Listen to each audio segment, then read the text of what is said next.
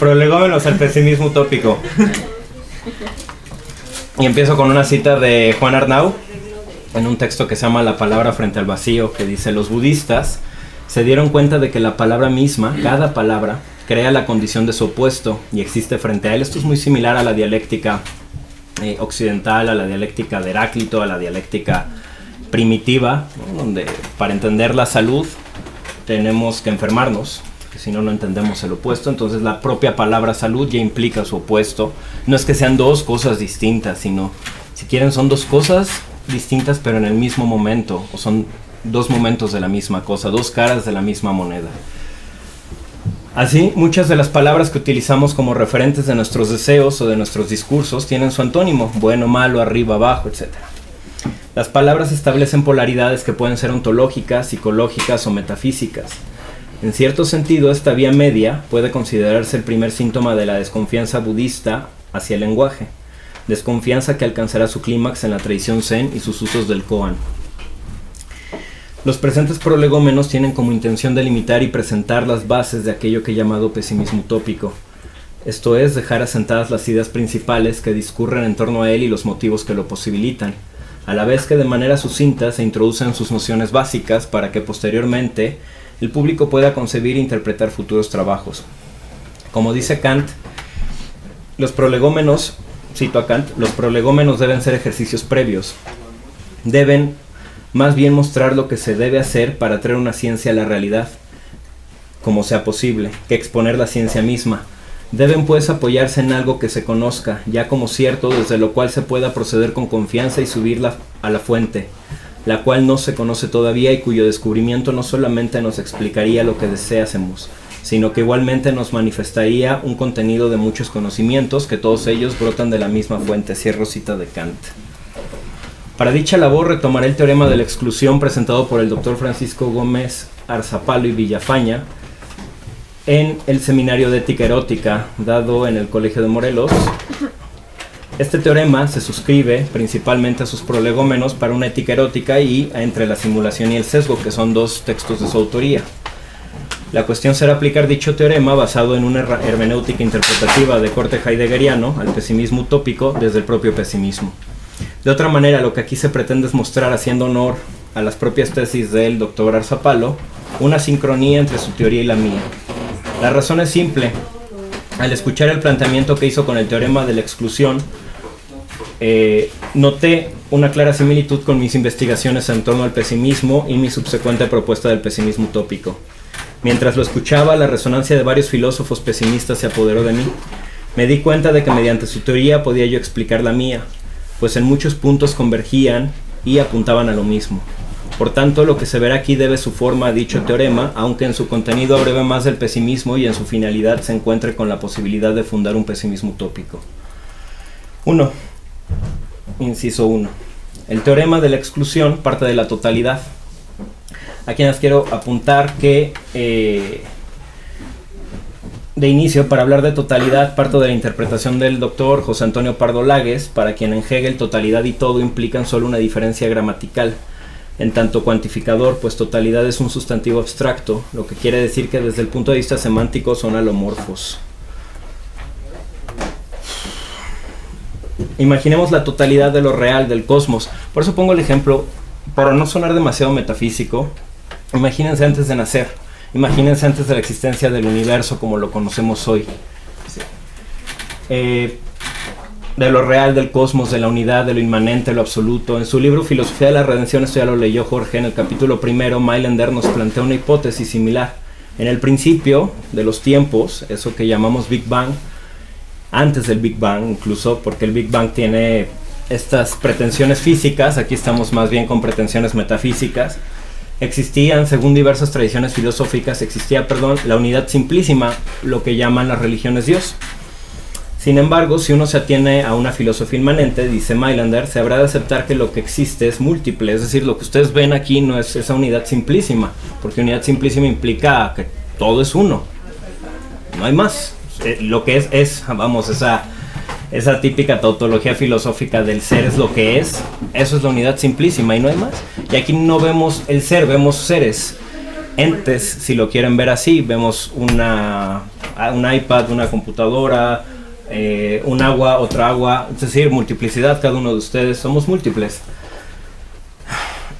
Entonces, lo que existe es multiplicidad. ¿Dónde quedó? La pregunta de Mailander, para brincarme toda esta zona, es ¿en dónde quedó esa, que ya lo he expuesto en otras conferencias, dónde quedó esa unidad simplísima? ¿Dónde está Dios? Sí, a mí me explicaron que era esa unidad simplísima, desde un punto de vista, insisto, filosófico, metafísico. La respuesta de Mailander, que ya he dado, es la unidad, por alguna razón que yo no entiendo, dejó de existir, pero lo que voy a hacer es intentar explicar ese dejó de existir, o ese ya no es más, con alegorías. Entonces, Dios se suicidó. Es una alegoría que usa Mailander. Mailander no fue a ver a Dios para preguntarle si se había suicidado, no encontró la carta suicida de Dios. Es una alegoría, hasta cierto punto un mito que utiliza Mailander para explicar una realidad de corte metafísico. Dios, harto de su superser, se suicida, pero no puede transitar directamente del superser al nihil negativo, es decir, a la nada absoluta. Entonces, lo que tiene que hacer es fundar la multiplicidad, que es el paso intermedio entre el superser y el no ser, o la nada absoluta. Todo lo que vemos entonces, el universo, ese sería el Big Bang. El universo es el cadáver de Dios. Cada uno de ustedes, cada uno de nosotros somos el cadáver de Dios. De ese Dios que se decidió suicidar y hacerse muchos. Esa unidad simplísima que decidió desaparecer y convertirse en multiplicidad. El objetivo para Mailander justamente es, se da cuenta que en el universo y en los seres humanos, todo lo que implica el universo, en los animales, en las cosas, hay una ley del debilitamiento de las fuerzas. Todos vamos hacia la muerte, vamos, básicamente. O sea, cada día nos debilitamos más. Es este tránsito hacia la vejez, cada día nos hacemos más débiles, cada día tenemos menos fuerza. Y lo mismo que pasa a nivel individual le pasa al universo. El universo sabemos que las estrellas, las galaxias en algún momento dejarán de existir, también tienen una vida. Para Mailander ahí encuentra la prueba de lo que está diciendo, de que Dios decidió pasar a la nada. Y en algún momento todo volverá a ser esa masa de gases, ahí más o menos azarosos. De hecho, hay algunas teorías, en la teoría de cuerdas me parece, que justamente plantean, ya lo había dicho, que el universo y el Big Bang son procesos cíclicos. Es decir, como eras en la totalidad del universo, hay un Big Bang, viene la vida, viene la multiplicidad y de pronto se debilitan las fuerzas, se vuelve a contraer todo y vuelve a haber esta masa heterogénea de gases que en un momento dado volverán a implosionar y volverán a surgir con la vida. Nuevamente como esta noción de eras, ¿no? Donde todo se acaba, incluso se pierde el registro histórico, la memoria histórica, y de pronto las personas vuelven a empezar de cero, vuelven a hacer todo su trabajo, vuelven a lograr grandes tecnologías, incluso como esta teoría medio charra de que había supercivilizaciones antiguas y que ya habían conseguido grandes tecnologías, casi computadoras, o los astronautas, ¿no? Esto del History Channel y las payasadas esas, pero aplíquenlo de una manera un poco más sensata.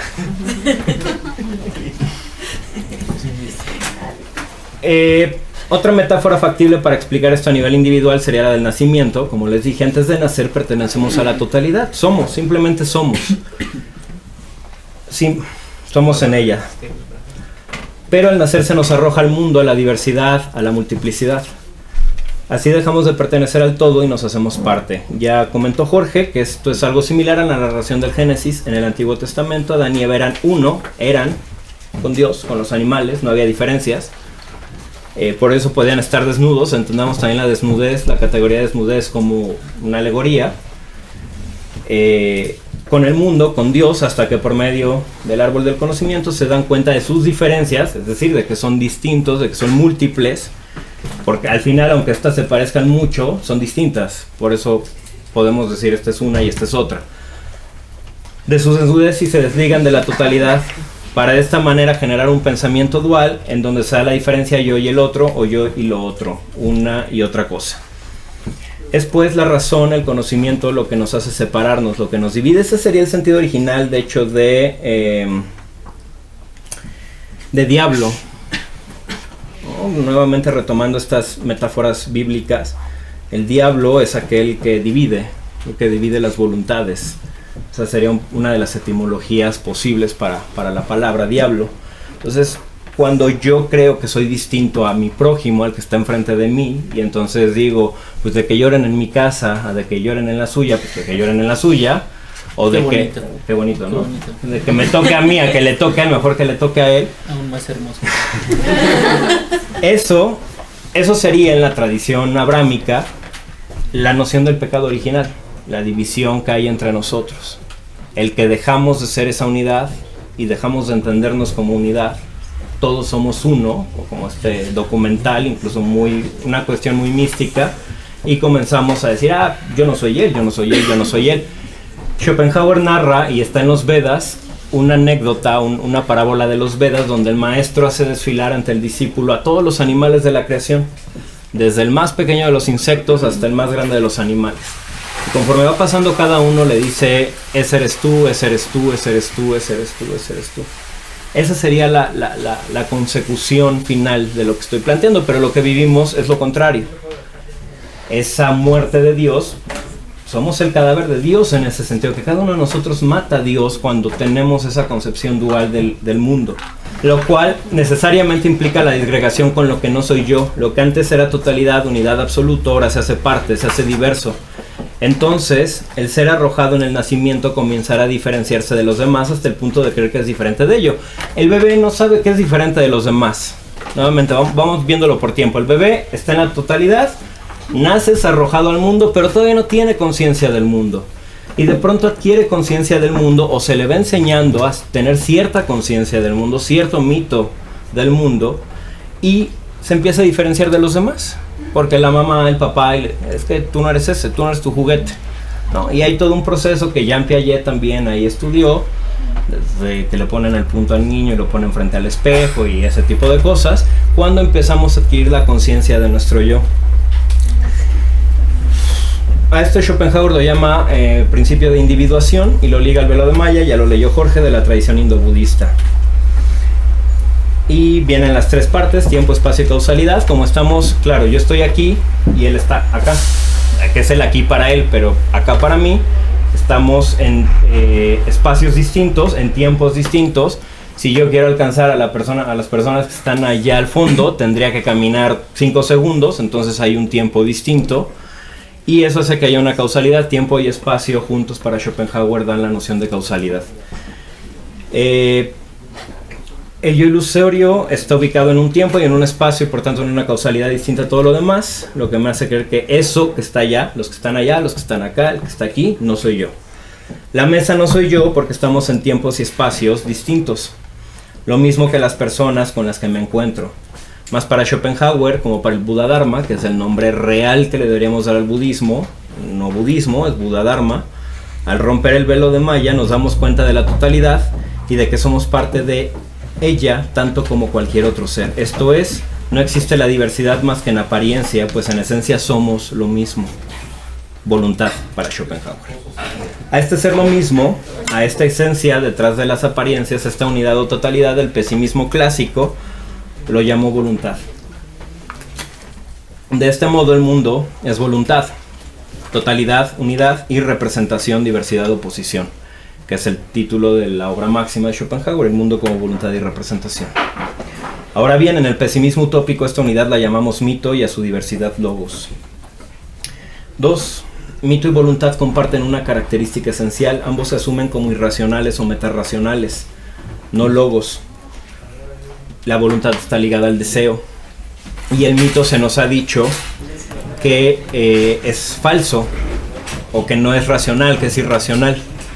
Aquí nada más quiero aclarar, ahorita decía Jorge, y esto es bien importante, estos son los últimos estudios que también con la tutela de la doctora Verónica Peinado estoy teniendo.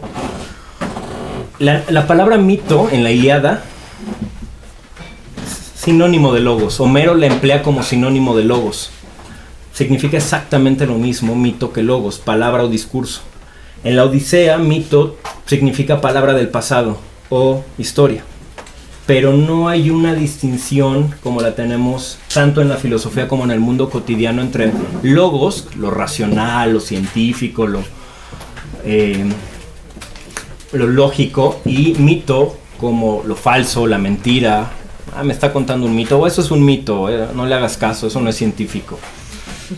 En sus inicios las palabras mito y logos entonces son sinónimos, y esto lo pueden comprobar, o sea, no nos lo sacamos de la manga, esto se puede comprobar en Homero. Las palabras originalmente no tienen una carga moral, la carga moral se la vamos dando nosotras. Por ejemplo, la palabra pederasta, para explicar un poco esto, en su etimología es más o menos, viene de paidos, que es educación, y el erasta parece que va ligado al eros, educación en lo erótico, educación en lo sexual, educación en el amor sexual. Y en los antiguos griegos el profesor podía llegar a tener este tipo de contacto con sus discípulos porque era parte de su educación. La palabra homosexual, decimos es que los griegos eran homosexuales, no, porque los griegos no entendían la homosexualidad como nosotros la entendemos. Nosotros ya le dimos una carga moral a la palabra, buena o mala, pero le dimos una carga. Para ellos no tenía carga la palabra homosexualidad, simplemente era un tipo de comportamiento, no era un insulto, ni era una banderita, ni era nada de eso. Las palabras originalmente no tienen carga moral, se la vamos dando. En la épica griega del siglo 8 a.C., la etapa de la épica, la palabra mitos y logos son lo mismo. En las tragedias y la lírica del siglo 7 al siglo 5 a.C. son lo mismo. ¿En qué momento se separa mito de logos? ¿Alguien sabe? De hecho, no es una separación epistemológica, que es lo que creeríamos, ¿no? Porque nos están hablando de que logos nos habla de la verdad y mitos de las mentiras. Es una separación moral y la hace Platón. Platón en la República habla de mitos pseudes y mitos áleces, es decir, historias o discursos verdaderos o falsos. Y esto lo liga a su desprecio de la poesía, de los poetas. Dice, bueno, parafraseando a Platón, hay discursos falsos porque lo que nos pintan Homero y Hesíodo sobre los dioses y los héroes no es digno de ellos. O sea, son dioses pasionales, son dioses arrojados, Zeus, Hera, todos ellos. Entonces dice Platón, no, ¿cómo? Si Dios tiene que ser, o los dioses tienen que ser como superhombres o perfectos, o sea, no pueden ser como nosotros. Y de esa moralina platónica, y posteriormente de las escuelas filosóficas morales como el estoicismo y todos esos, es donde se da la separación entre mito y logos, cuando antes no existía. Entonces, cuando yo hablo de mito en el pesimismo utópico, me estoy refiriendo a ese intento de recuperación o de deconstrucción, si quieren verlo en términos de Derrida, de deconstrucción de la palabra mitos y regresar a su origen. Sin embargo, la diferencia radica en que el mito parte de la premisa de que cualquier discurso es ficticio, que no falso, como el discurso sobre la voluntad e incluso el discurso sobre el propio mito. Y aquí es donde retoma Nagarjuna o Nagarjuna. Básicamente el nihilismo circular, para brincarme toda esta parte y ir a lo padre porque está de flojera. El Nagarjuna lo que nos dice es: el budismo, o el Buddhadharma, la doctrina del Buddhadharma, dice que todo el mundo, toda la existencia es ilusoria. Todas las palabras, todo lo que puedas decir es una ficción, no es falso, por eso es mito. Pero todo lo que ustedes dicen, el cómo emplean las palabras, cuando dicen que algo es bueno, cuando dicen que algo es malo, todo parte de una carga mítica. Es decir, de algún paradigma previo que ustedes retomaron, existencialista, aunque no sepan, el de la abuelita, que les pasó el abuelito, y luego la mamá, y luego el catecismo. Parten del paradigma judeocristiano, por ejemplo, o el paradigma platónico para diferenciar entre bueno y malo, para diferenciar entre ciertas categorías. Entonces, cuando hablan, todo lo que dicen ya tiene una carga, incluso cuando intentan ser sumamente exactos y hablar con objetividad, que en este sentido no existiría la objetividad. Lo único que están haciendo es poniendo esos paradigmas, conscientes o inconscientes, normalmente inconscientes, dentro de la construcción que ustedes hacen de sus palabras, de sus discursos. Entonces todos los discursos son míticos. Condicionados, también dice Nagarjuna eso. Todos los discursos, todos los seres son condicionados, porque todos dependen de otros. Y la idea que yo tengo está basada en otra idea, que a su vez está basada en otra idea.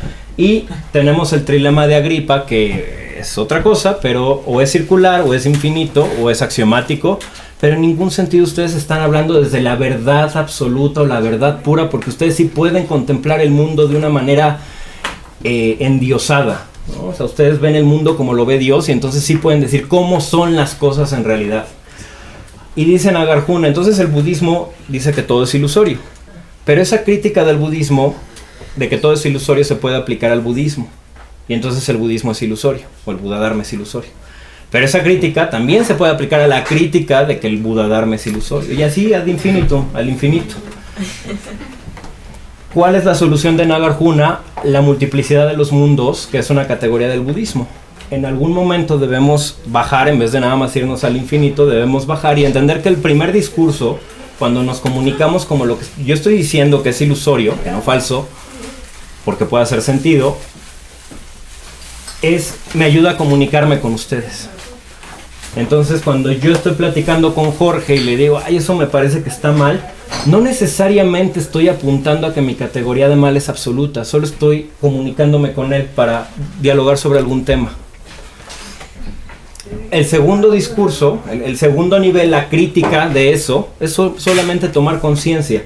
La gente que sabe que todo lo que dice es ficticio, que no falso, o es un mito, o tiene cargas que no conoce del todo y que no es una objetividad absoluta y pura, la gente que sabe eso, que es consciente, tiende a comportarse de manera distinta.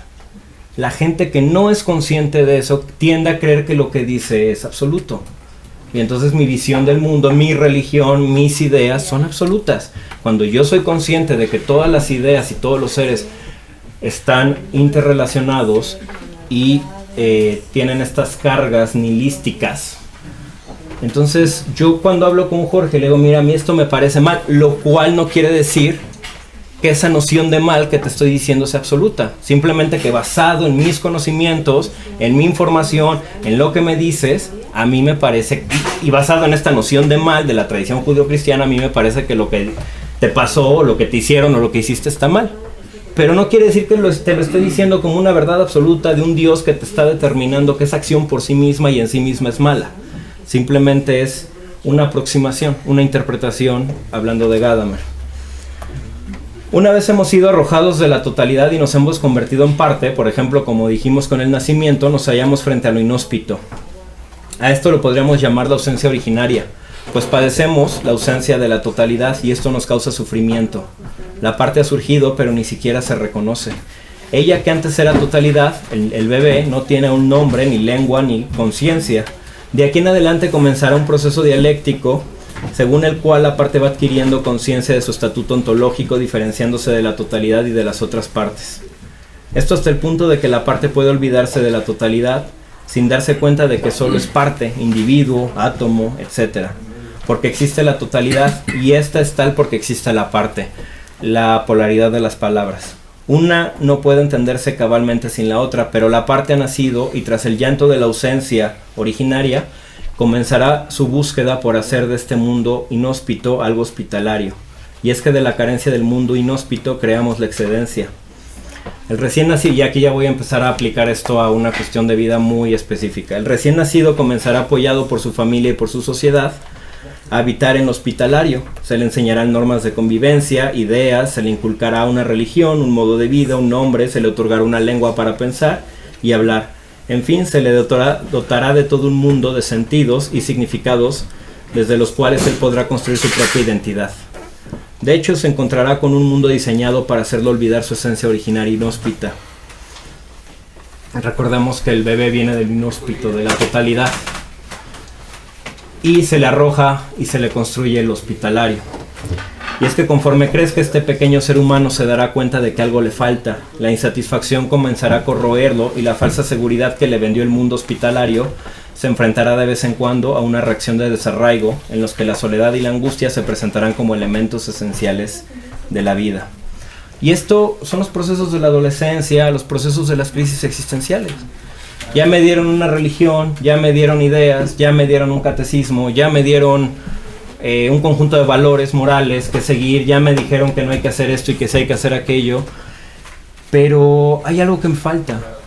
O sea, a pesar de que el mundo está construido para hacerme sentir seguro y satisfecho, hay algo que no encuentro.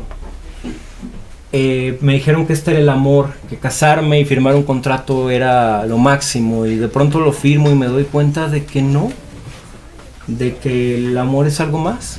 Y sigo avanzando y trato de probar nuevas cosas y sigo viendo que no es eso, que ese Dios que me vendieron, que así era, no es así. Y empiezo a pensar y digo, es que Dios no puede ser una personita con barba blanca tirando truenos allá arriba, o diciendo, a ti te va a ir bien, a ti te va a ir mal hoy, a ti sí te presto vida, que Dios nos preste vida, a ti no te presto vida, ya me caíste gordo y pues que te pase un camión encima. Y la gente que empieza a pensar y a buscar más se empieza a encontrar desarraigada, vuelve a ir hacia lo inhóspito. Pero claro, el mundo, y esto lo justifico mucho desde Carlo Michel Stetta, que ya lo hemos visto aquí en Los Filósofos Malditos. A esto Carlo lo llama, y está el video de Carlo por si lo quieren ver en el canal de Filósofo, lo llama retórica. Esa sociedad máquina que está construida para convencernos a cada momento. Cuando te sientas solo, ve al centro comercial y haz shopping terapia y se resuelven tus problemas. Si te sientes mal en la cuestión religiosa, no pienses en eso porque es pecado. Tú ve a la iglesia, rézale a Dios y siéntete seguro porque después de la vida te espera el paraíso. Si tú dudas, te vas al infierno. Y entonces la retórica, la sociedad máquina, el mundo hospitalario está construido para hacernos regresar a él una y otra vez. Cuando intentamos liberarnos, cuando intentamos pensar más allá, nos vuelve a jalar. No pienses, tú solamente haz y vive feliz. Esta es la falsa felicidad que te vendemos. Ve la televisión, estate en el celular 40 horas al día, es imposible. Ve memes todo el día, siéntete seguro, ahí está la alegría de vivir, porque el mundo es tan terrible. El mundo es tan terrible que te tienes que sumergir en el anime, en la televisión, en los memes, en los videojuegos, para poder salir de eso. Entonces es una forma de la retórica de ponerte un stop. Y que incluso tu rebeldía, pues al final sea una rebeldía basada en el sistema. Tengamos muy presente el ciclo necesario. Bueno, esto no.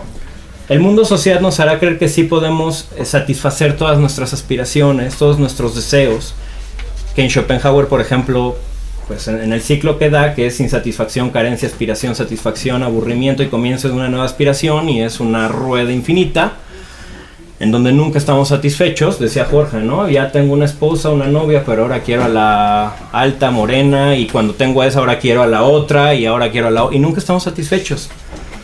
El mundo sociedad nos hará creer que sí podemos satisfacer nuestras necesidades y deseos, y que él es el depositario de esa posibilidad, y que fuera de él no hay nada. Toda una sociedad diseñada para ese fin: centros comerciales, productos de belleza eterna, libros de superación personal, programas basura, parafraseando a Zygmunt Bauman, una sociedad líquida, o retomando a Lipovetsky, una era del vacío. A este mundo sociedad, Carlo Michel Stetta lo llamó retórica. Y cito a Carlo: pero hay algo que los hombres temen más que a la muerte accidental. ¿A qué temeremos más que a la muerte accidental? Temen más a la vida que a la muerte, dice Carlo. Renuncian de buena gana a firmarse en los modos determinados con tal de que su renuncia tenga un nombre, un vestido, una persona en virtud de la cual les sea concedido un futuro mucho más vasto. Una actividad que, fingiendo pequeñas metas alcanzables, una tras otra en un futuro cercano, genere la ilusión de caminar a quien está parado. Entonces, no, el paradigma Godín. Me niego a ser un Godín que se tenga que parar todos los días a las 6 de la mañana para entrar a trabajar a las 7, 8, salir a las 4 de la tarde, hacer 2 horas de tráfico a mi casa, llegar, comer, estar cansado, ver la televisión, convivir con una supuesta familia que podría tener en un futuro, 2, 3 horas, dormirme, y al otro día lo mismo, y al otro día lo mismo, y al otro día lo mismo durante 30 años de mi vida, 40 años de mi vida. Eso es lo que dice Michel Stetta, fingiendo pequeñas metas alcanzables. ¡Ay, mi aumento! ¡Ay, las vacaciones! ¡Ay, la Navidad! ¡Ay, los regalos! Pequeñas metas alcanzables. ¡Ay, el nuevo carro! ¡El nuevo celular! El fin de semana. Una tras otra en un futuro cercano, que genera la ilusión de caminar a quien está parado. La retórica asemeja a una sociedad máquina con sus intelectuales, científicos, obreros, que trabaja para satisfacer y asegurar las necesidades de sus miembros a partir de la adaptación a un código de derechos y obligaciones. Es, dice Michel Esteta, es que se la pido completo, pero está muy largo. Sí, no Miquel. Le vamos a decir Michel nada más. Es, cito, la libertad de ser esclavo. Los individuos se convierten en mecanismos de un organismo que los disciplina a partir de la educación civil, del miedo, de la moral. Y bueno, para toda esta parte leer las grandes distopías, 1984, Un Mundo Feliz, etcétera. Es esto que se está hablando, pero nosotros creemos que no somos parte de ello. Nosotros creemos que somos individuos que sí somos libres y conscientes y que estamos fuera de eso. Los pendejos son los demás, pero nosotros sí somos libres, ¿no? Nosotros no pertenecemos a la sociedad máquina. Haciendo honor a Diego, retomando a Stirner, esta sociedad zombificada, lo que llama los fantasmas, Stirner, que es el derecho, la moral, la religión, la economía, todos esos son los fantasmas, el código de normas que la sociedad máquina nos dice, mira, tú cúmplelo, tú paga tus impuestos y no vas a tener problemas, vas a tener tu seguro para el retiro. Tú, mujer, no tengas sexo con el hombre hasta el matrimonio, porque si lo tienes, eres una puta y te vas a ir al infierno. Tú, hombre, no llores, porque los hombres no lloran. Entonces, códigos jurídicos, morales, que la sociedad máquina nos vende y nos exige de alguna forma implícita, es como un contrato que firmamos desde nuestro nacimiento, que los cumplamos, so pena, por supuesto, de ser excluidos. ¿Qué pasa si no los cumplimos? Pues te vas a la cárcel, te desaparecen, te matan, o simplemente no tienes trabajo, ¿no? Te mueres de hambre, como los filósofos. De hecho, no hemos cenado. Si alguien...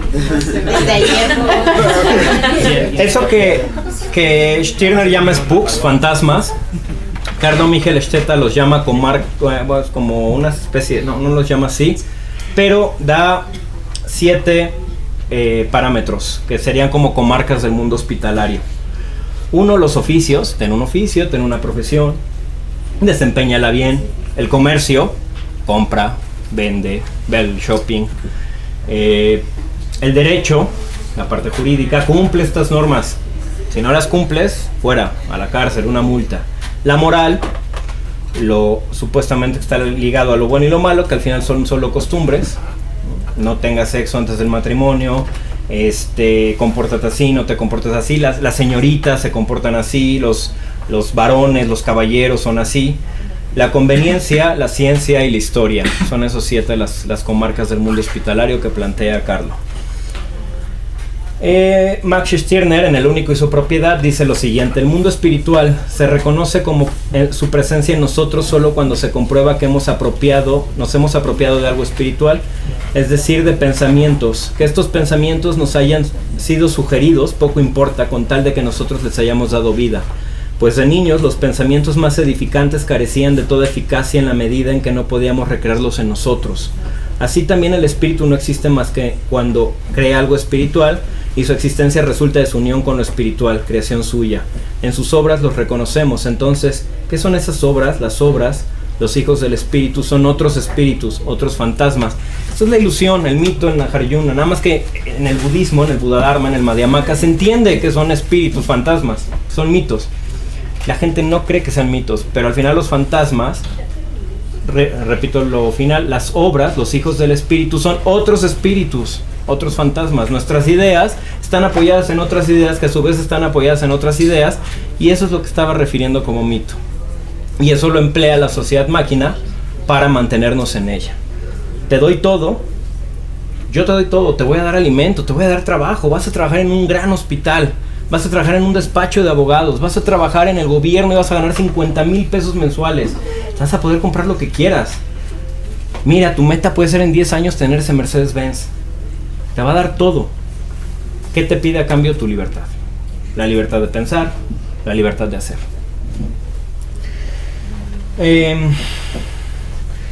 Para Carlo existe una posibilidad de salida, que es la persuasión, que son una especie de singularidades o individuos superiores, los llama él, genios, los llamaría yo, grandes espíritus o maestros que logran romper esto. Tras habitar en la hospitalidad de la sociedad, estos individuos no se encuentran, saben o sienten que hay algo más. La ausencia originaria de la totalidad se manifiesta con más fuerza en ellos, y llegados a algún punto deciden romper. La cuestión es que romper con los fantasmas tiene su precio. El precio a pagar es el desarraigo, la inhospitalidad, la cual se manifiesta como ausencia, soledad, ansiedad, nostalgia o querencia, deseas, no desear. La sociedad te expulsa, te exilia, y es que cuestionas los valores familiares, políticos, morales, religiosos imperantes. Te mandan a la hoguera como a Giordano Bruno, que está aquí su escultura en el parque. ¿Quién querría un individuo así? Es lo que comúnmente se llama oveja negra, ¿no? La oveja negra de la familia. Y como en cualquier organismo estable, habrá que deshacerse del patógeno. ¿Qué podría causar esta transición? Hay muchas posibles respuestas. Es decir, ¿qué nos lleva a realmente liberarnos a pesar de saber que vamos a ser expulsados, quemados en la hoguera? Para Schopenhauer puede ser un evento traumático o puede ser una capacidad de racional, de abstracción muy fuerte. Ese es el meollo de la creación o la degustación del arte. Una verdadera obra de arte nos lleva al fondo de nuestra singularidad, nos hace reflexionar y nos invita a encontrarnos. Mediante ella podemos viajar por el tiempo y el espacio y romper de esta manera el principio de individuación. El arte puede ser uno de esos puentes. Tal como dice George Martin, de Game of Thrones: he vivido miles de vidas y he amado mil amores, he caminado en mundos distantes y he presenciado el fin de los tiempos porque leo. Y cuando nos encontramos con nosotros mismos, con nuestra singularidad, ya no podemos seguir engañándonos con el mundo hospitalario. Ahora somos unos persuadidos. ¿Pero qué? ¿Quién es un persuadido? Cito a Michel. Dices que estás persuadido de lo que haces, suceda lo que suceda, ¿sí? Entonces te digo, mañana estarás muerto. No importa, piensas en la fama, piensas en la familia, pero tu memoria morirá contigo ha muerto tu familia. Piensas en tus ideales, quieres hacer un testamento, quieres una lápida, pero mañana están muertos ellos también.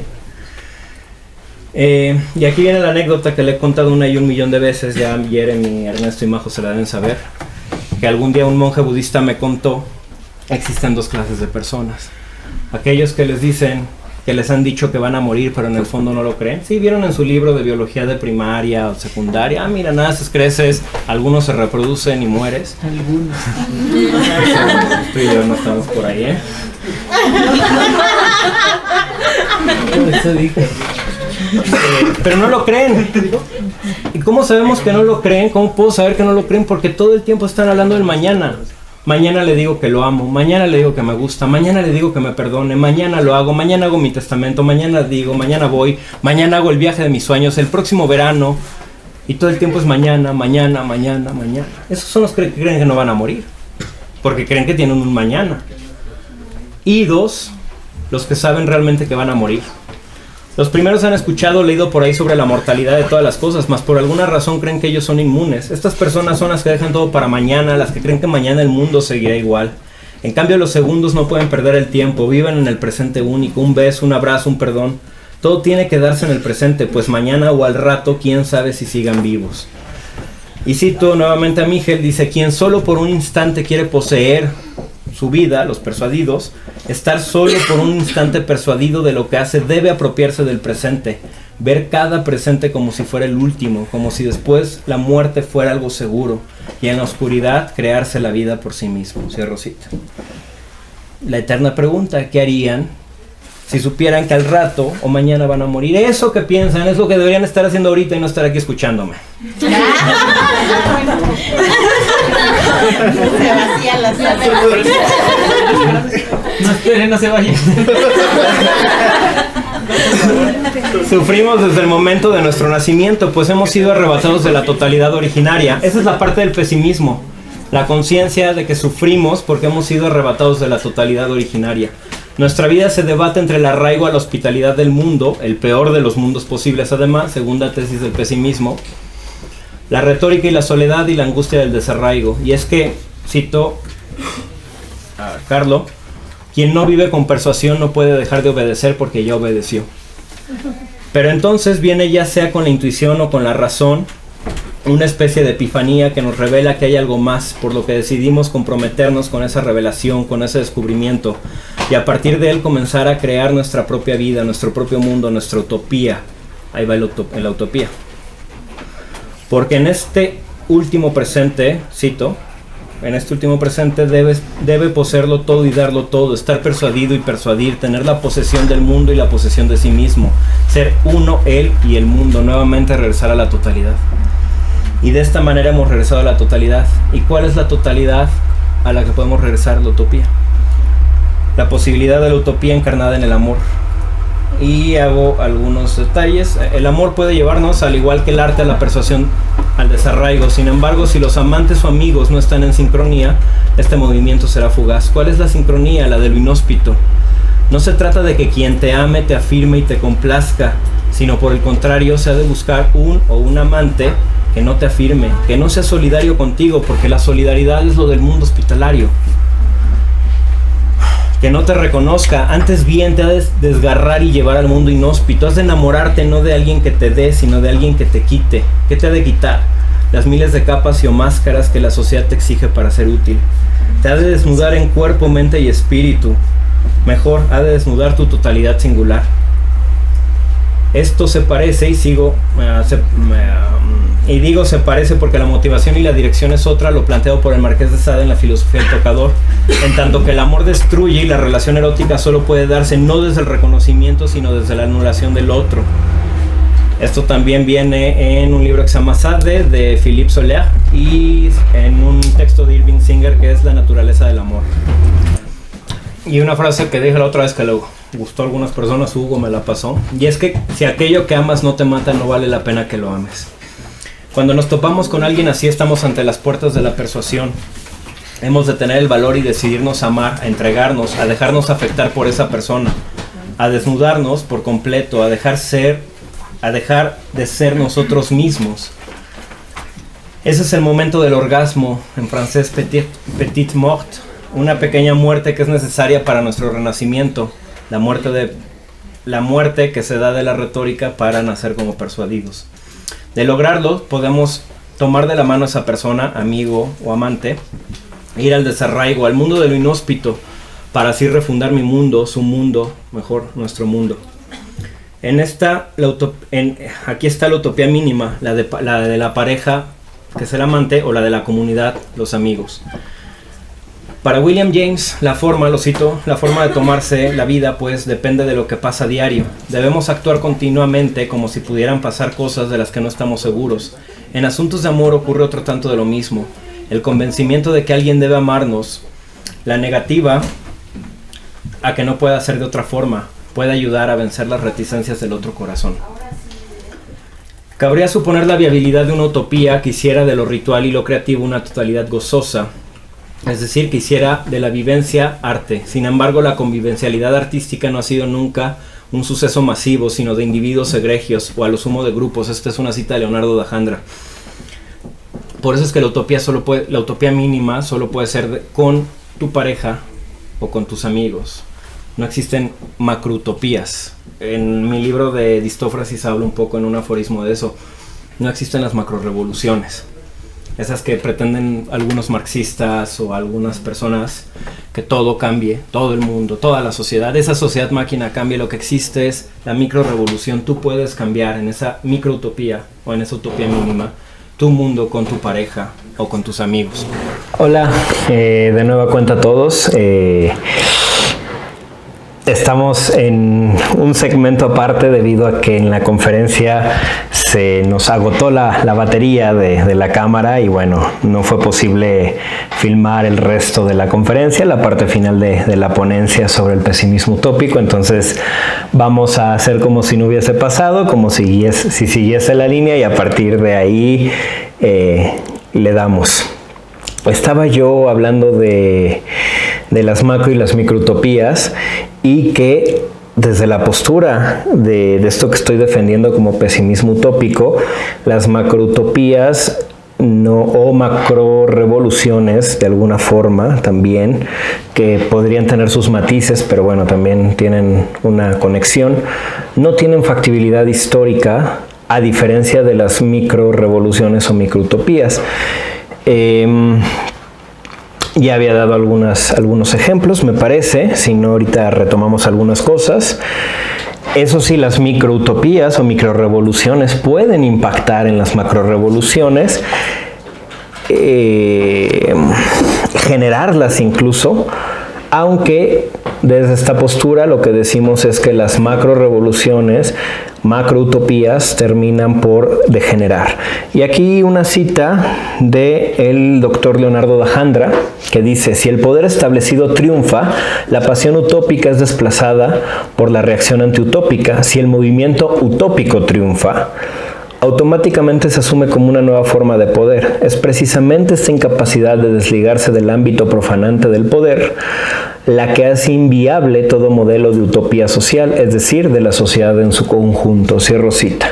Entonces, cualquiera de estas macrorevoluciones que se plantean a veces desde ciertos movimientos de anarquismo, marxismo, etcétera, en el caso de que tuvieran éxito, pues dejarían de ser utópicos, dejarían de ser revolucionarios y se asumirían automáticamente, como dice da Handra, como una nueva forma de poder. Sin embargo, no podemos prescindir de la revolución que busca la utopía. Vivir, esto es una paráfrasis basada en Ramón del Castillo, un texto de Ramón del Castillo sobre William James. Vivir consiste en arriesgarse. No es posible imaginar o producir algo original sin la creencia del tal vez. Tampoco hay forma de lograr un éxito, realizar un propósito sin creer por adelantado en el buen resultado. La confianza de algún modo puede favorecer la obtención de un resultado que teóricamente siempre puede parecer incierto. Hasta ahí esta cita. Y de esta manera a mí me parece que la utopía es un existenciario del ser.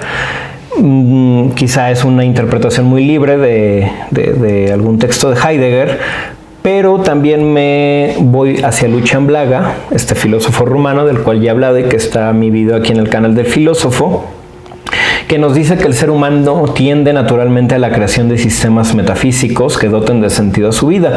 Es imposible no hacer metafísica, para Lucian Blaga. De la misma manera me parece que es imposible no tener utopías, o no creer en una utopía, o no generar utopías. Los seres humanos tendemos naturalmente, lo que esto quiera decir, esto de naturalmente, los seres humanos tendemos a buscar consciente o inconscientemente alguna utopía. No podemos desligarnos de ella a pesar de los esfuerzos de ciertas racionalidades. Y nuevamente cito al doctor Leonardo da Handra, que dice: el porqué del empeño de la racionalidad occidental por erradicar la pulsión utópica. La utopía es la negación de la urbe ecocida y de la convivencialidad egoísta y fría. Cierro la cita. Por ejemplo, para Karl Mannheim, en su libro Ideología y Utopía, tenemos la siguiente cita: la desaparición de la utopía produce una inmovilidad en la que el mismo hombre se convierte en una cosa. En esta distinción que estoy tratando de hacer entre macroutopías con su subsecuente o su previa macrorevolución y microutopías y las microrevoluciones, creo que tenemos esta distinción entre lo cualitativo y lo diverso, que son las minorías, versus lo cuantitativo y uniforme, que son las mayorías o las masas.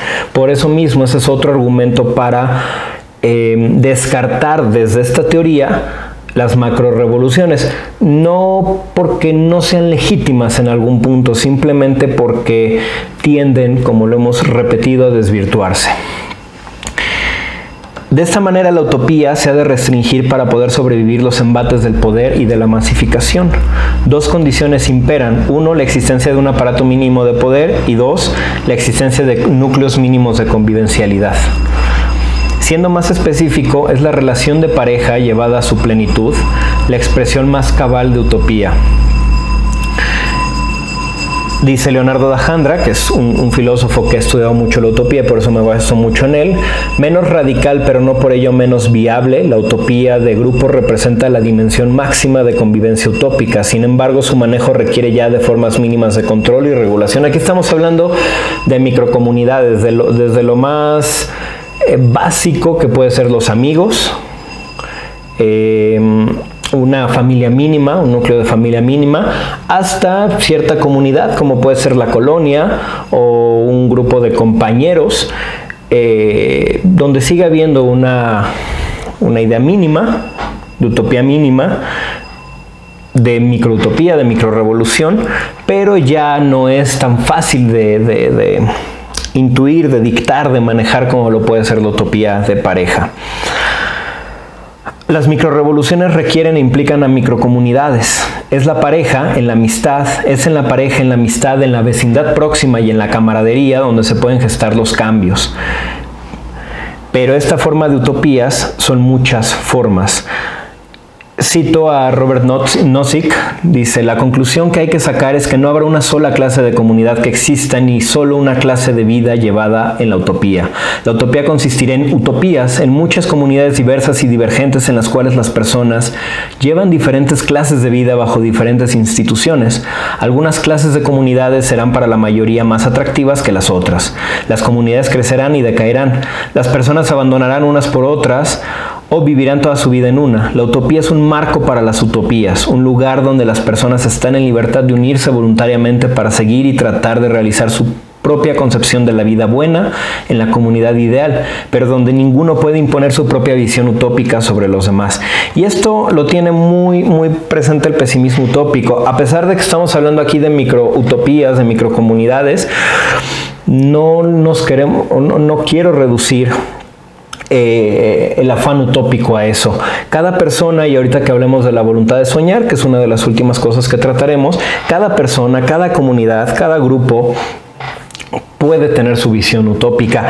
Y como decía, es legítimo que los que van a manifestarse a las calles en esta visión o en este sueño de que el gobierno cambie, de que el gobierno de Estados Unidos, de que la paz mundial, de que la ecología, de que las empresas dejen de dañar el medio ambiente y que todo el sistema, esta sociedad máquina que hablábamos de Carlo Miguel Stetta, cambie, también es legítimo. Yo no puedo imponer dentro del pesimismo utópico una visión de utopía. Solo puedo hablar de la utopía como, vamos a hablarlo en términos kantianos, como un principio formal. El principio material que llene eso me parece que es de cada quien, porque en el momento en que yo o cualquier otro imponga una forma de utopía y diga esta es la buena y esta es la que debemos seguir, deja de ser una utopía. Será la utopía la que nos permita salir de la simulación, hablábamos de esto de la simulación, de la hospitalidad masificada que se da en el Estado y nos lleve a la determinación de la otredad. Algo similar al concepto de Ubuntu, que seguramente han escuchado, que es algo así como yo soy yo porque tú eres tú, ¿no? Y al final somos un gran nosotros, nos convertimos en un nosotros, que es parte de este afán sincrónico y complementario de los que parto desde un principio epistemológico.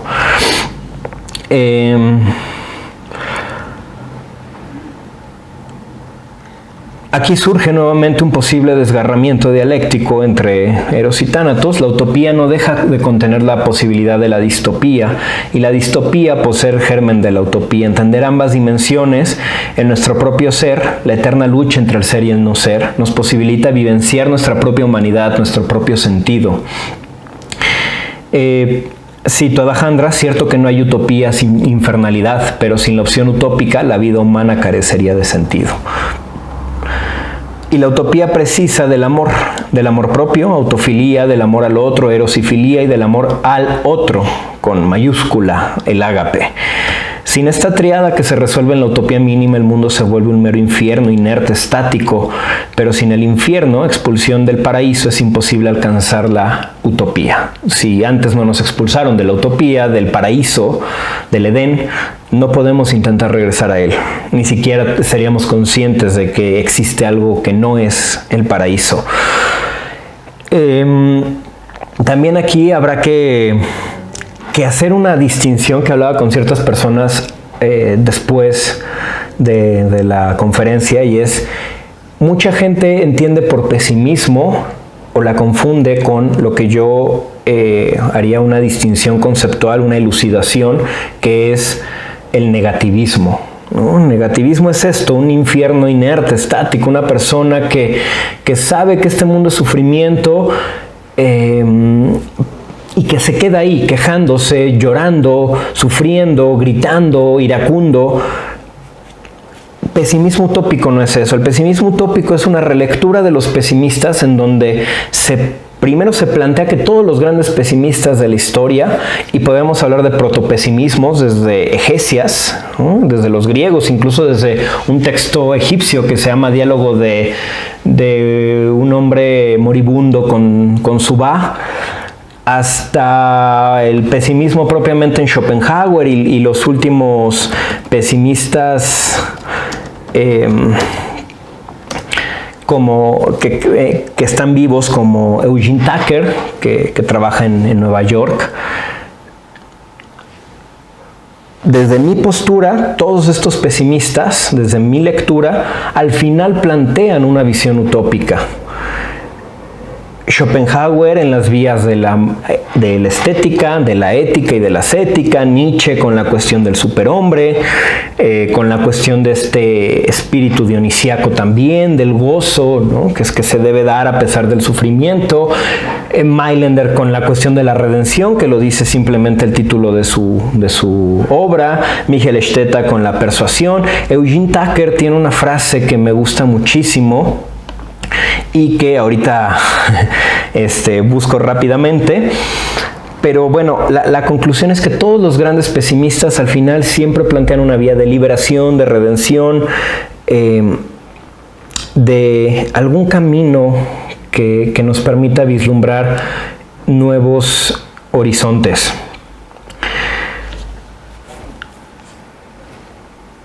Creo que parafrasearé la cita de Eugene Tucker, porque no la tengo a la mano, pero es algo así como: el pesimismo es el último refugio de la esperanza. Si esa cita, quizá eso sea lo central del pesimismo utópico, si esa cita es cierta o tiene algún punto de cierto, entonces el pesimismo utópico es válido. Si el pesimismo es el último refugio de la esperanza, ahí es donde se enclava y donde surge cualquier posibilidad, condición de posibilidad del pesimismo utópico. El propio Nietzsche también en una de sus intempestivas, la que le dedica a Schopenhauer, dice es que el camino de Schopenhauer es pesimista en su inicio, pero su final no es pesimista. Cuando empieza a hablar de la ética, del amor, de la ascética, de la renuncia, y eso ya no suena muy pesimista. Entonces, más bien lo que hay que entender es que este pesimismo, y no sé si llamarle optimismo, ahí me atengo un poco a otro autor, Terry Eagleton, que tiene este texto publicado en Taurus, si mal no estoy, que se llama Esperanza sin optimismo, en donde habla de los optimalistas, o este optimismo más ingenuo, en donde, bueno, si este es el mejor de los mundos posibles y ya no hay mucho más por hacer, ¿no? Estamos bien, simplemente hay que seguir con esta especie de destino del mejor de los mundos posibles. En cambio, Horkheimer dice, el pesimismo, cuando habla de Schopenhauer, que de los de la escuela de Frankfurt es el único que habla o que se mete realmente con Schopenhauer a trabajarlo bien de fondo, y dice el pesimismo debería, lo estoy parafraseando, debería ser una forma crítica, justamente lo que está planteando la escuela de Frankfurt, esta teoría crítica. Pues el pesimismo se asume como una teoría crítica por excelencia, porque cuando te das cuenta de que las cosas están mal, lo que quieres hacer es cambiarlas. Insisto, si te das cuenta de que las cosas están mal y solo te dedicas a llorar y a quejarte, entonces es negativismo, no es pesimismo. El pesimismo implica, insisto, ese germen de cambio, de revolución, de utopía. Por eso, cito, cuando Canetti sostiene que la familia de dos es la formación más despreciable que ha producido la humanidad, no hace más que amplificar el eco de sufrimiento antiutópico de la tradición judio-cristiana. Pesimismo y utopía, eros y tánatos, hóspito e inhóspito, que hablamos de estas categorías, infierno y paraíso, ser y no ser, todo es una interrelación, una complementariedad, una sincronía que nos permite la plenitud. Como afirma el segundo de los 7 principios del Kybalión, el axioma de la correspondencia, como arriba es abajo, como abajo es arriba.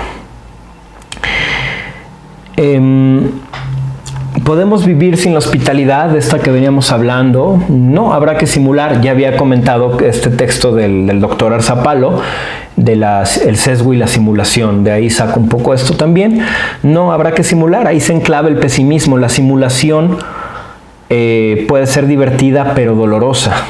Sin embargo, tampoco debemos olvidar el sesgo, que es aquello que nos hace llegar a ser hombres humanos, que es la utopía. En esta dualidad, pesimismo-utopía, que insisto, no me parece que la dualidad sea necesariamente, aunque el lenguaje nos diría que la dualidad es pesimismo-optimismo, a mí me parece que la dualidad aparente, porque al final se resuelven como lo mismo, es pesimismo y utopía. En esta dualidad surge nuevamente el desgarramiento dialéctico, esto es un posible desgajamiento entre dos mundos, por ejemplo, razón e intuición en el terreno epistemológico o pesimismo y utopía en este caso. Dos formas de concebir al mundo o enfrentarse a él que parecen ser contradictorias y que en un primer momento nos confunden, nos desgarran, pues creemos que hemos de elegir entre una u otra, que no hay reconciliación, una disyunción exclusiva y no inclusiva a nivel lógico. Por ejemplo, la razón nos dice que este mundo está perdido, que el daño es irreversible. Cientos de estudios científicos confirman esto. Estamos hablando de la sexta extinción masiva de especies, de los estudios de Rockström, de los límites planetarios. Eso nos dice la razón y sí, de alguna forma podemos decir estamos jodidos, esto está muy mal, el mundo, el apocalipsis ambiental que se nos viene. Sin embargo, la intuición, el sentimiento nos impele a seguir luchando, un poco ligado a esta voluntad de creer de William James. ¿A quién hacerle caso? Ese es un posible desgarramiento dialéctico, dos facultades que parecen enfrentadas. Al final, en el pesimismo utópico, insisto, estamos ante este posible desgarramiento, pero terminamos por asumir que uno es parte de ambas. Me doy cuenta del sufrimiento y reacciono ante él y trato de convertir y generar mis propias utopías. Y serán ayudar a otros o ayudarme a mí mismo, yo qué sé, pero a partir de ahí genero. Y un poco como Nietzsche, puedo ser ese héroe solitario, como Aquiles, que sabe que ir a la guerra de Troya le va a causar la muerte a su madre, Tetis se lo dice, y aún así va, a pesar de que sabe que va a morir, va. Ese es un poco el héroe en el pesimismo utópico, ligado también por supuesto al héroe trágico de Nietzsche, y a esta noción de héroe trágico más allá de Nietzsche, que es una persona que a pesar de saber que no va a poder hacer mucho por cambiar las cosas en ese terreno macro, no por ello deja de luchar desde su microespacio, desde su microrevolución, desde su utopía mínima. Otra manera de aproximarnos a este desgarramiento dialéctico es por medio del mito de Eros, quien nos dice Hesíodo era hijo o es hijo de la pobreza y la abundancia, por lo que él queda atrapado entre ambas realidades, lo mismo que el ser humano, quien es una pugna entre el ser y el no ser. Pero eso es solo en una primera instancia, pues cito Alejandra, en una concepción del mundo donde todo está estrechamente relacionado, es peregrina, por no decir descarriada, la visión dicotómica de los opuestos como extraños entre sí e irreconciliables. La tradición de la teoría de los complementarios, el propio Alejandra lo dice, y por ahí tengo un ensayo en la página de jerem.net, donde el ensayo se llama El pesimismo utópico y la teoría de los complementarios.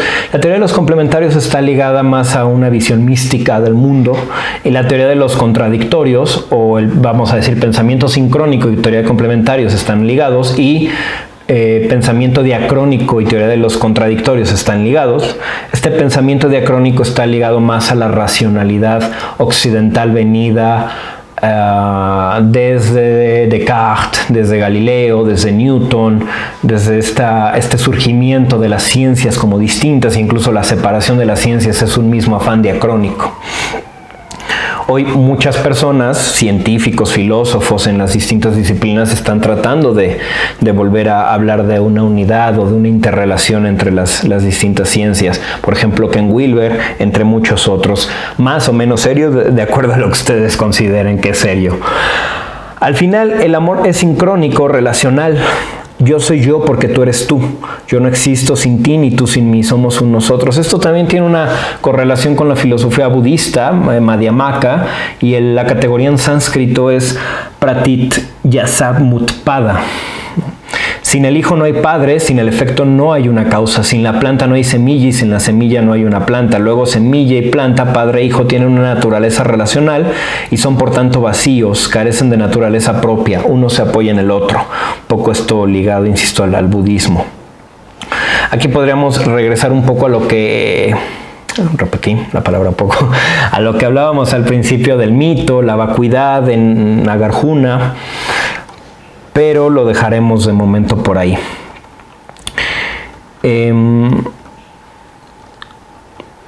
Esto solo es posible, solo aquí podemos darnos cuenta de que el sufrimiento de el peor de los mundos posibles, que esas serían dos de las tesis.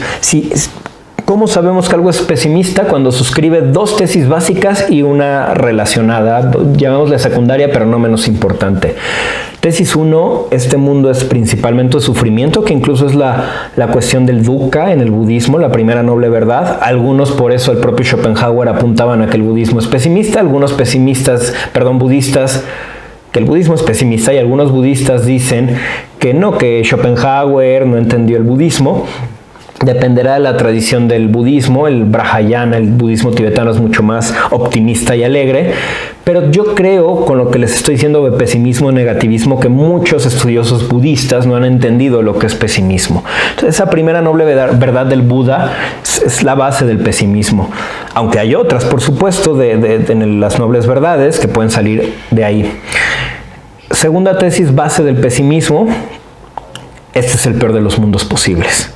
Y tercera tesis relacionada, secundaria, pero también importantísima, es: este mundo está regido por algún principio metafísico, no, pero que incluso puede ser psicológico, como el inconsciente de Freud, pero que no es racional. Es decir, el logos no es lo que prima. Prima algo más. Schopenhauer lo llamó voluntad, von Hartmann y Freud lo llamaron inconsciente, yo lo llamo mito. Algo metarracional, algo que, y sobre todo hablando quizá de esta distinción de constructivista, donde el logos ha adquirido esta noción de cientificidad, logicidad, racionalidad dura, insisto, venida de Descartes, de todos estos filósofos, y por eso lo antepongo al mito, intentando regresar a su origen etimológico, del cual ya hablábamos. Aún así, el pesimismo es otro mito, desde mi propia postura, lo que hablábamos de Nagarjuna, en la innumerable concatenación de ellos, causado y causante de una visión que da sentido al mundo, pero es una visión al final de cuentas. Por eso no asumo que mi teoría sea absoluta, ni ninguna teoría, todas son mitos. La distinción, como ya habíamos hablado, es la convencionalidad del lenguaje, por un lado, y en el segundo momento, la conciencia de esa convencionalidad que nos ayuda a no fanatizarnos con ninguna teoría, con ninguna idea, ningún ídolo. Que eso también en el budismo es el karma. Cuando uno se enajena, se fanatiza con ideas, con teorías, con religiones, lo único que tiende a hacer es a empezar a generar esta rueda, darle un giro a la rueda del karma. Entonces, mi teoría no es absoluta. Tampoco quiero hablar de un relativismo, de estos subjetivismos o relativismos postmodernos. Más bien me parece que aquí lo que enclava es que dé sentido. Si alguno de ustedes que están escuchando esto les hace sentido lo que estoy diciendo, les ayuda a pensar, les ayuda a seguir profundizando en ideas, dicen, ay, eso yo ya lo había pensado, o esto sí puede ser así, o mira, yo había pensado otra cosa, pero esto no está del todo loco, eso es lo que le puede validar esta teoría. De igual forma, pues por supuesto que empieza por mí. Me parece que una teoría que es honesta, que surge de las entrañas, del corazón, del alma de uno, son las teorías pues más importantes, ¿no? Porque al menos a mí de inicio sí me hace sentido esto que estoy diciendo.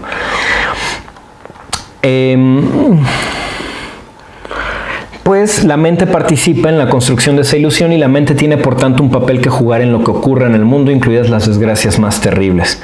Hemos alcanzado el sesgo, la utopía, el no lugar, lo inhóspito, que es el vaciamiento que se da en el amor, eros y ágape.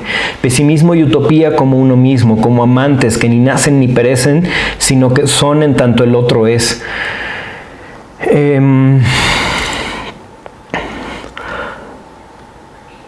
Porque aquel que ve el mito ve el dolor, su nacer y su perecer, pesimismo, y viéndolo se encuentra la vía, utopía.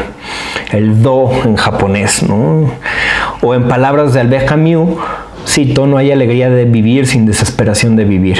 De esto surge en el pesimismo utópico la categoría alegórica de cielo estrellado, según la cual la luz de las estrellas solo puede percibirse bajo un cielo que implica la más negra de las obscuridades, la luz y la oscuridad como complementarias, sincrónicas y dialécticas. Y en esto radica la voluntad de soñar, en la capacidad que tenemos de crear utopías, la alegría de vivir, a pesar del horror del mundo, la desesperación de vivir. La voluntad de soñar, con nuestro regreso a la totalidad. He dado aquí el ejemplo del arte y el amor porque me parecen paradigmáticos. La naturaleza podría ser otro ejemplo, pero no son los únicos. Cada persona en su fuero interno puede desarrollar sus propias utopías, inclusive las que aquí se han dicho que no son del todo viables, como por ejemplo las luchas macrosociales. Como decía, yo no soy quien para decir si esas son utopías o valen o no valen. Insisto, son completamente legítimas. La voluntad de soñar necesariamente se genera a través del compromiso y la responsabilidad, tal como la entiende Hans Jonas, quien reformula el imperativo categórico kantiano de la siguiente manera, y lo cito: obra de tal manera que los efectos de tu acción sean compatibles con la permanencia de una vida humana auténtica en la tierra, o de manera negativa, obra de tal manera que los efectos de tu acción no sean destructivos para la futura posibilidad de una vida humana auténtica en la tierra. Cierro cita. Quepa mencionar que en esta segunda definición se asume una acción presente para una futura posibilidad. Por eso hablamos de utopía, pues si la utopía es el lugar sin lugar, el futuro que tiene lugar en nuestra imaginación y en nuestra actividad presente no existe, no tiene lugar. Pero hay que comprometerse con una acción, utopía, que está en el presente, y ahí radica el germen de la utopía. La primera, esta acción utópica, es con minúsculas, y ahí radica el germen de la utopía, utopía con mayúsculas. No se trata solo de soñar, con lo cual estaríamos frente a un mero principio de esperanza, como lo entiende Ernest Bloch. En tanto deseo de cambio, ojo, no se dice que esto no sea la base necesaria, solo que no es suficiente. A todo deseo de cambio debe sobrevenir la voluntad, el compromiso de llevar a cabo ese deseo de utopía. Aquí yace la voluntad de soñar. No es únicamente soñar, sino levantarse con toda la actitud y las ganas para realizar ese sueño. ¿Podemos desilusionarnos? Claro que sí. Esta es una posibilidad que el propio Bloch tuvo presente cuando en su clase inaugural en la Universidad de Tübingen, allá en 1961, preguntó: ¿puede desilusionarnos la esperanza? Solo para él mismo contestar: claro que sí. Esto sucede con facilidad. Incluso, salvo de Bloch, nuestro sueño puede ser en el fondo una pesadilla. La cuestión radica en comprometernos con un sueño y ser responsables de él, nos lleve a donde nos lleve. Y aunque podemos tomar algunas de las formulaciones antes citadas de Jonas como principio regulativo, la voluntad de soñar es más radical, pues se reformula de la siguiente manera. 1. Obra de acuerdo a aquello que pienses que es lo mejor para ti, para los tuyos y para la humanidad, siendo siempre responsable de sus consecuencias. Y 2. Obra de tal manera que desarrolles tu sueño de utopía, siempre responsable de sus consecuencias. ¿Por qué estoy diciendo que esta apertura es mucho más radical? Porque puede ser peligrosa, pues también hace suya la pesadilla, a la distopía como un posible horizonte de acción. Por ejemplo, el ecocentrismo, ecofascismo o ecoterrorismo de Pentti Linkola, el cual en este libro de Can Life Prevail dice que la prioridad humana en la conservación de los ecosistemas y sus especies por encima de la vida humana, lo cual implica que es éticamente aceptable asesinar individuos en pos de la conservación de dichos ecosistemas y sus especies. Ese es el radicalismo al que me refiero en la voluntad de soñar, que es una categoría propia del pesimismo utópico. Pues no se limita al sueño de una persona, de un grupo, que claro, ustedes considerarán que es el mejor. Y Lincoln la considera que lo que él dice es lo mejor, basado en cierta cantidad de información. La voluntad de soñar se abre a cualquier sueño, a cualquier clase de sueño, incluidas las pesadillas, o aunque ese sueño para otros mejor sea una pesadilla. con la puntual aclaración de que se debe considerar a los que me rodean y ser responsable de mis acciones. Así podríamos hablar de fascismos, terrorismos o cualquier visión específica. La pregunta es: ¿en qué mundo sueño? ¿A qué mundo me gustaría pertenecer? ¿Cómo veo a mí, a los míos y a la sociedad en ese mundo? Y luego, ¿estoy dispuesto a asumir las consecuencias de ese mundo? ¿Estoy dispuesto a hacerme responsable de mis acciones para alcanzar ese mundo? Si la respuesta es sí, entonces manos a la obra. Es preferible un marqués de Sade a millones y millones de cristianos hipócritas.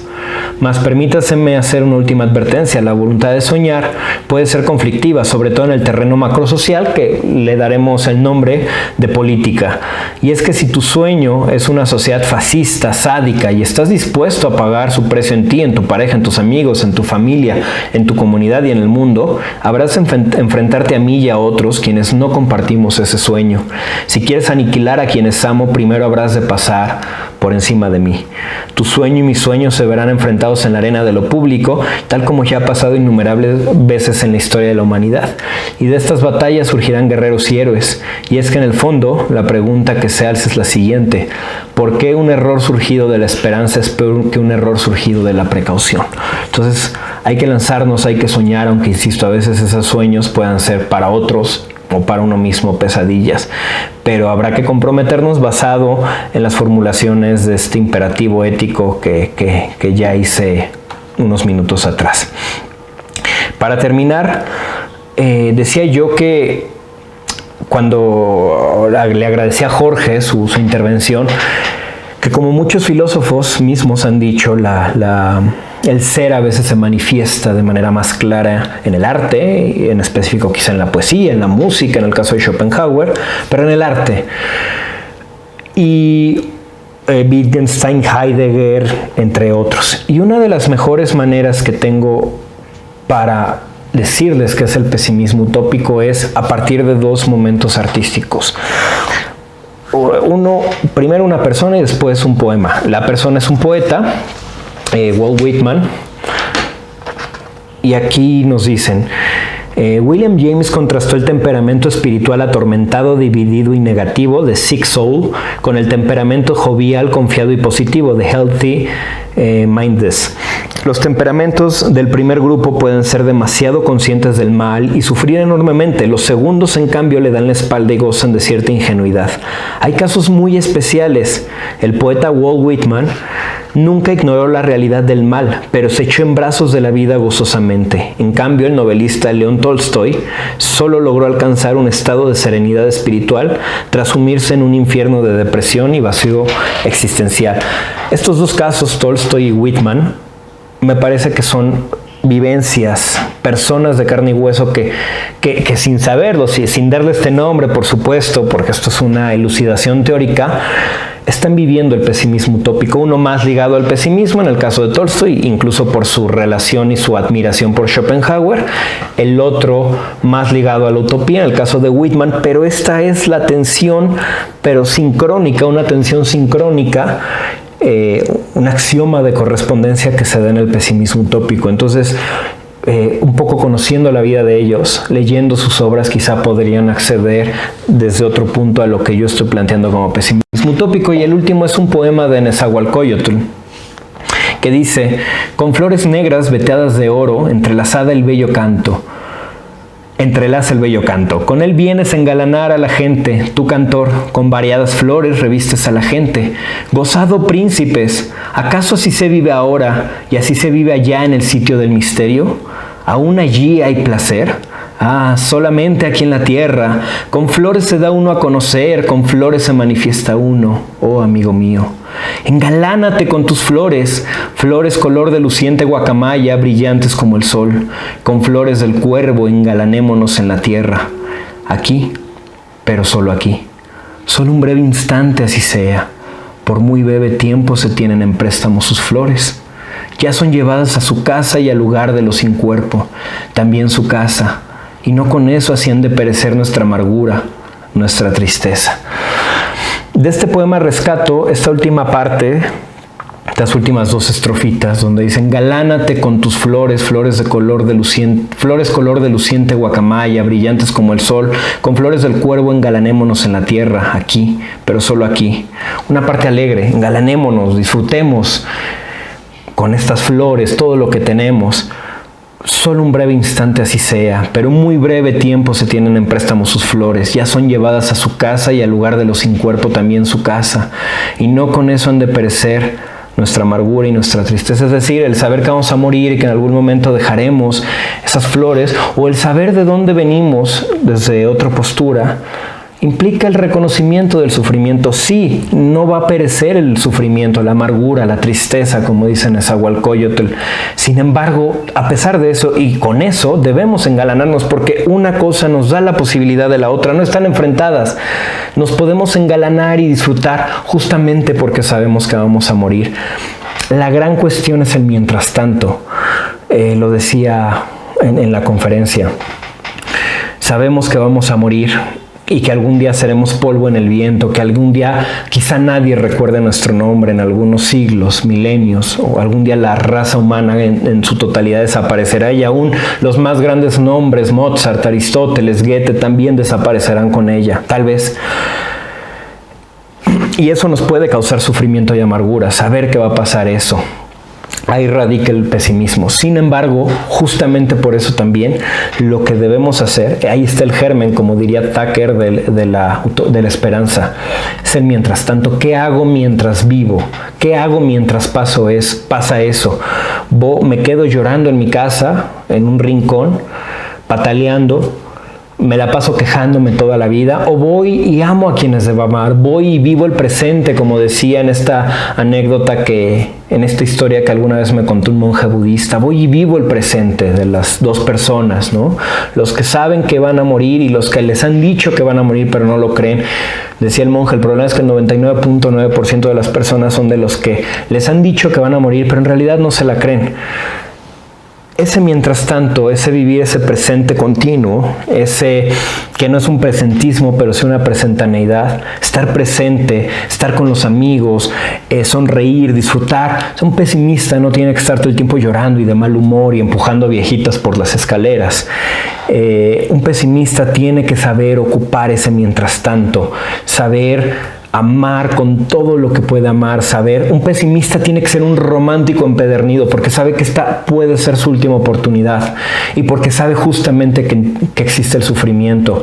Cuando alguien realmente reconoce la existencia del sufrimiento en su vida y en la de los demás, o al menos en su vida, ya no puede seguir igual. Tiene que hacer algo. Tiene que cambiar algo. Ese es el germen de la utopía, de la revolución, entendida, insisto, desde este punto. Solo aquel que reconoce el sufrimiento puede ser un gran amante. Si no somos grandes amantes, si no somos grandes amigos, si no somos grandes hijos, si no somos grandes, lo que queramos ser, insisto, esa es la utopía de cada quien, aunque yo planteo esta utopía mínima de pareja y de amistad, de microcomunidad, es porque no nos hemos percatado del sufrimiento. O no lo hemos comprendido, con H intermedia, en su totalidad y en cabalidad. Cuando lo hacemos, entonces no nos queda de otra más que gozar, y gozar de la manera más transparente, más categórica y más hermosa que podamos. Salir a contemplar el amanecer tras la noche, o salir a contemplar las estrellas, como dije, en esta categoría de cielo estrellado, solo porque atrás está el manto negro, ¿no? Si no, las estrellas no se podrían ver. Pues muchísimas gracias.